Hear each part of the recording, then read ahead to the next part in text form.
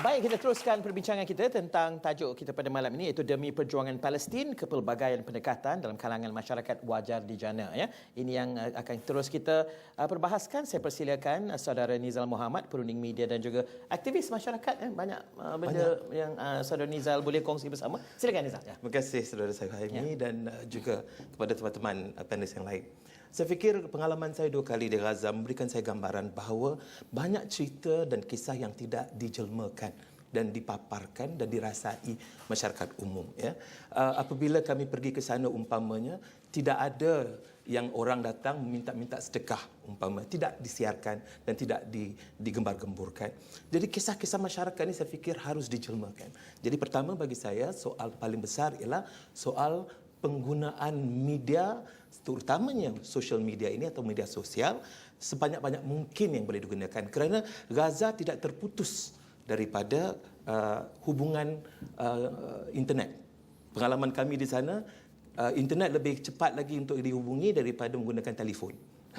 Jadi penggunaan itu harus dimanfaatkan dan timbullah ilham untuk mengatakan bahawa kenapa tidak digerakkan anak-anak muda Malaysia dan Palestin ini wujudkan macam satu rangkaian penpal Malaysian Palestin umpamanya dan diwujudkan itu kerana kita mahu mereka berkongsi cerita, berkongsi ilham. Jadi saya fikir cerita-cerita dari kalangan masyarakat ini harus dijelmakan. Tadi pengalaman cerita-cerita daripada kawan-kawan itu pun kita dengar tetapi kita tidak dapat lihat secara nyata.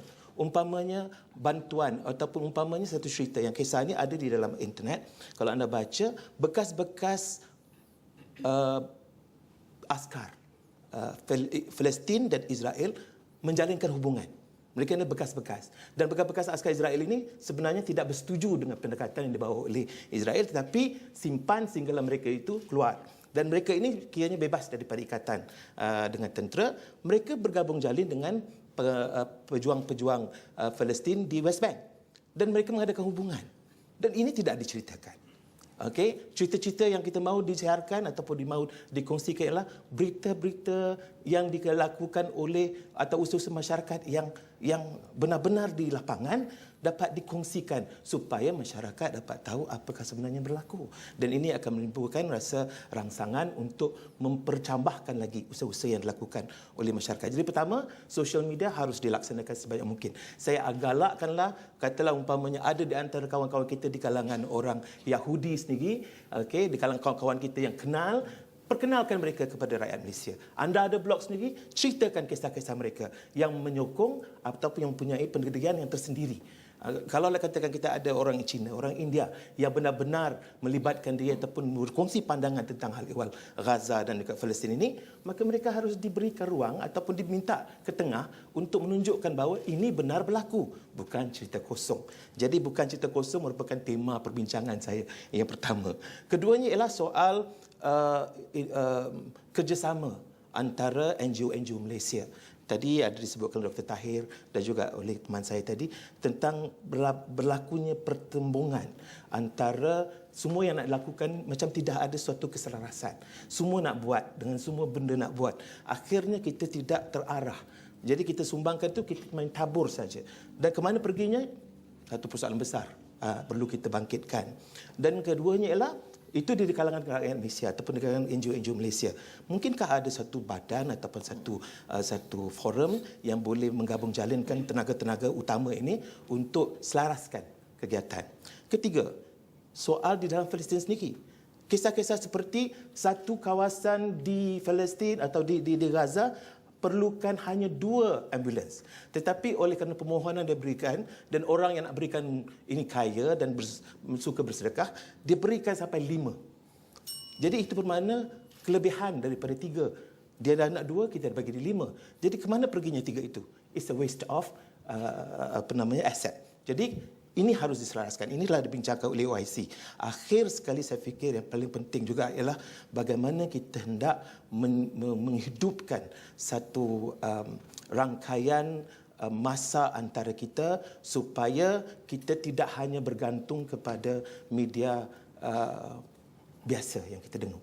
Ya, jadi oleh kerana itu saya fikir inilah di antara hal-hal yang perlu kita fikirkan secara serius untuk kita menjadikan bantuan kita, sumbangan kita pada rakyat Palestin itu lebih jelas dan lebih terarah dan lebih terkesan. Terima kasih. Terima kasih Saudara Nizal. Saya rasa ada banyak persamaan daripada apa yang Saudara Nizal cakap sebentar tadi. Saya rasa perkataan besar adalah perhubungan. Kita cakap tentang media sosial di mana cerita kita, mana kita boleh berhubung terus dengan saudara-saudara di Gaza dan juga rangkaian masa supaya tidak bergantung kepada apa yang secara kita lihat secara tradisional kini. Dan di situ ada sedikit memahami di mana Saudara Nizal ada mengatakan bekas-bekas askar Israel sebenarnya menjalin perhubungan dengan orang Palestin selepas mereka meninggalkan kerana mereka mungkin kurang bersetuju dan sebagainya. Jadi apa yang boleh dibuat untuk orang kata menguatkan lagi perhubungan ini yang saya rasa juga dicadangkan oleh Ashok sebentar tadi mungkin dalam orang kata rupa bentuk yang berbeza ya. Jadi itu mungkin kita boleh bincangkan dengan penonton pada malam ini dan saya rasa elok juga kita dengar pandangan dan juga cadangan Duta Tabung Aman Palestin Saudari Farah Adiba Muhammad Ashraf. Silakan. Ya. Terima kasih. Bismillahirrahmanirrahim. Terima kasih saya ucapkan kepada pengurusi majlis, Encik Suhaimi, rakan-rakan semuanya yang mempunyai fikrah yang sama, perjuangan yang sama walaupun mungkin ada pandangan yang berbeza. Saya ingin mulakan pendekatan straight to the point, iaitu perlu adanya balance of power. Walau apa sahaja pendekatan, kalau tidak ada balance of power, tidak akan ada jalan penyelesaian. Analogi yang sangat-sangat mudah. Kalau dua pihak bertelingkah, satu adalah dominan, satu lagi subservient. Setiap waktu, setiap masa, setiap saat, yang lebih dominan akan mengemudi dan menguasai perbalahan tersebut. Jadi itu isu yang saya kira paling utama. Kita tengok dalam isu Gaza, isu Palestin, antara Palestin dan juga Yahudi Zionis, Israel. Saya kira dari segi itu kita nampak dengan jelas Palestin tidak ada langsung ketenteraan. Tidak ada tentera darat, tidak ada tentera udara, tidak ada tentera laut.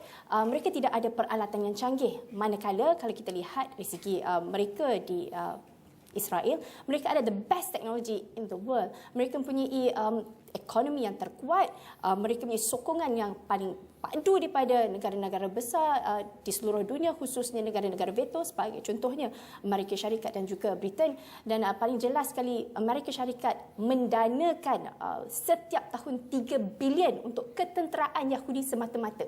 Jadi bayangkan betapa kuat dan hebatnya. Dan saya sungguh tidak selesa setiap sekali saya menonton wawancara yang dinyatakan oleh jurucakap Israel. Mereka sering kali dan acap kali mengatakan ini adalah mempertahankan diri mereka. Mereka melindungi rakyat sivilian mereka. Pada hakikatnya walhanya pada baru-baru ini, serangan pada baru ini kita jelas melihat awal-awal serangan tersebut dilakukan, Hamas ataupun rakyat Palestin, pejuang-pejuang Palestin membalas balik dengan roket-roket mereka, dan mereka kata Iran yang buat. Tapi akhirnya diakui bahawa itu adalah bom-bom ataupun roket-roket yang dibuat sendiri oleh rakyat Palestin menggunakan barang-barang biasa. Jadi bayangkan, there's no balance of power. Macam mana kita boleh menundukkan Yahudi Zionis? Tak mungkin dan tak akan. Dan saya nak kongsikan sedikit apa yang dinyatakan pada tahun 1948 sewaktu berlakunya gencatan senjata. Sebab sekarang ni ada berlakunya gencatan senjata, persetujuan antara pihak Palestin, pihak Israel melalui Mesir. Dan pada satu ketika dahulu pada 1948 kita tahu itu dikenali sebagai Nakbah, satu katastrofi yang sangat-sangat teruk, permulaan titik hitam hidup rakyat Palestin pada waktu dan ketika itu. Ada juga gencatan senjata yang berlaku selama 28 hari. Dan pegawai British yang ditempatkan di Haifa memberi komen, dibagi komen pandangan dia sendiri. Saya percaya sewaktu gencatan senjata ini berlangsung, pihak Yahudi akan memperkasakan ketenteraan mereka. Mereka akan ambil peluang. Mereka akan pastikan dari segi teknologi mereka lebih hebat. Mereka akan susun atur kembali askar-askar mereka. Mereka akan strategize strategi mereka. Mereka akan buat segala yang perlu. Dan pada waktu yang sama, negara-negara Arab pasti akan bertelingkah, akan membuang masa untuk bercerita atau bergaduh sesama sendiri, nak konon-kononnya membahagikan tanah-tanah yang mungkin mereka perolehi post war. Jadi itu yang dinyatakan, dan saya harap perkara itu tidak berlaku pada waktu dan ketika ini. Sewaktu gencatan senjata, banyak konvensyen-konvensyen bertaraf antarabangsa, Geneva Convention, whatever you name it, berkali-kali Israel tidak ataupun ingkar. Ini kan pula lah perjanjian antara mereka dan juga Palestin. Saya percaya gencatan senjata ini rata-rata beranggapan bahawa adalah satu kemenangan Hamas atau kemenangan rakyat Palestin, dan kekalahan strategi Benjamin Netanyahu yang kononnya mungkin nak mendapat simpati dan sokongan rakyatnya untuk pilihan raya pada Januari nanti. Tapi hakikatnya strateginya tidak tercapai. Tapi percayalah, Yahudi tidak akan duduk senyap. Mereka terus berstrategi. Mungkin corak permainan serangan mereka pada insiden pada kali ini agak berbeza, sebab sekutu-sekutu mereka, rejim-rejim di Tanah Arab mungkin sudah berubah yang lebih pro kepada isu Palestin dan lebih bersimpati kepada rakyat Palestin. Jadi coraknya agak berbeza, tapi saya tak rasa Israel akan berdiam diri, pasti mereka akan berencana. Jadi apa yang saya nak cadangkan, apakah pendekatan yang boleh kita lakukan? Saya percaya guna apa sahaja pendekatan. Anda remaja, you can do something. You don't have the money, you use Facebook. Anda ada Twitter, ada tweet. Dan artis-artis, saya panggil kawan-kawan saya ramai yang tak peka dengan isu ini, mereka terus bersemangat dan terus nak belajar dan nak memahami. Go all out. Use your ability to attract your followers to know about this issue and help pada usahawan-usahawan yang sungguh kaya raya di luar sana. Anda tak ada masa untuk ke Gaza, Anda salurkan kewangan anda, no problem. Ada banyak NGO di sini, saya bersama dengan Amal Palestin, ada Aqsa Sharif, ada macam-macam lagi Islamic Relief. Help them, salurkan dana anda ke sana. Dan pada mereka yang nak bersama-sama memberi sokongan moral, because bagi saya face to face is always the best. Orang boleh bagi duit, orang boleh bagi SMS, orang boleh bagi sebagainya, tapi bila kita jumpa, kita berpeluk saudara kita di sana, mereka akan rasa, ya Allah, perjuangan aku di sini, kesempitan aku di sini, I am not alone. Dan sepanjang berlakunya serangan baru ini, saya sentiasa berFacebook dengan rakan-rakan saya di sana. Saya kata, orang Malaysia takkan biarkan anda mati seorang-seorang. Kami akan berusaha berhabis-habisan dari sini. You are not alone. We will not let you die alone. Jadi itu yang kita harus lakukan. It may sound truistic, but itu kita semua gunakan apa sahaja tenaga dan usaha kita dalam cara kita sendiri untuk kita bantu menyelesaikan isu ini, insyaAllah. Terima kasih. Terima kasih Farah. Saya rasa apa yang menarik yang Farah bawa sebentar tadi adalah mempertahankan. Bila jurukakap Israel kata ia adalah kerana untuk mempertahankan negaranya daripada serangan ini. Jadi sekarang mungkin apa yang harus dibuat, orang kata 3-4 kali lebih hebat daripada apa yang dibuat sekarang, di mana tadi Farah ada cakap tentang social media dan sebagainya. Bagaimana untuk orang kata memberikan lebih banyak tenaga kepada benda tu, biarkan dia lebih kuat supaya didengar dan ada sesuatu yang lebih konkret dijalankan supaya akan tiba masanya orang kata helah dengan mengatakan, oh ini untuk mempertahankan negara Israel, tidak boleh lagi digunakan oleh jurucakap negara itu. Jadi itu ke arah yang kita nak sebenarnya. Itu yang akan kita bincangkan bersama. Jadi sekarang kita akan terus sahaja kepada pandangan mereka yang hadir pada malam ini untuk memberikan komen dan sebagainya. Saya rasa kita dah ada pun orang bersedia di situ dan semua tetamu kita dipersilakan untuk memberikan maklum balas pengalaman berkaitan dengan apa yang akan dibawakan oleh saudara yang telah bersedia sana. Saudara Najib, silakan. Ya. Ya, saya Najib Arif dan ini merupakan antara pandangan dan cadangan yang mungkin kita berbincangkan selepas ini sebelum kita bincang untuk bagaimana untuk mengukuhkan apa yang kita cadangkan dalam perdebatan pada hari ini. Mungkin ini pendapat ini adalah berdasarkan apa yang telah saya bualkan dengan rakan-rakan dan juga berdasarkan pemerhatian saya sepanjang peperangan yang baru berlaku baru-baru ini.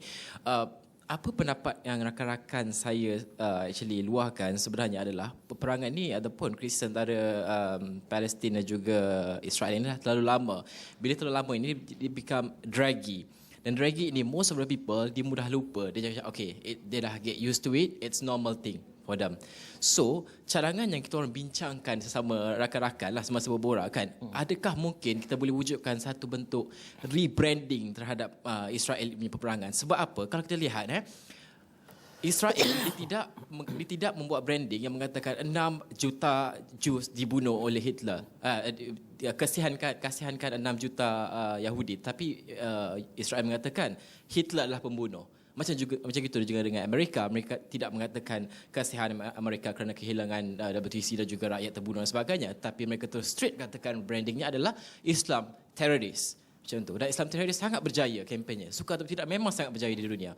Jadi mungkin kita boleh wujudkan satu branding yang boleh mewujudkan pemikiran satu dunia ini, tidak mengira agama, terus menuduh kepada Israel instead of kita punya kempen adalah Free Gaza, Free Palestine yang telah lama. Mungkin kita boleh wujudkan kempen yang terus kepada Palestin, kesalahan kepada Israel maknanya terus menjadi kepada Israel. Instead of bergaduh di Facebook pasal nak boykot McDonald, baik pemikiran ini diubah, kita ciptakan branding untuk terus kepada Israel instead of Free Gaza dan Free Palestine. Terima kasih. Penjenamaan yang efektif ya. Okey, saya rasa mari kita fikirkan bersama, kita berhenti rehat. Bila kembali nanti ahli-ahli panel kita akan memberikan pandangan dan anda juga boleh juga beri pandangan terhadap apa yang telah dibawakan oleh Saudara Najib sebentar tadi. Kita rehat, akan kembali selepas ini.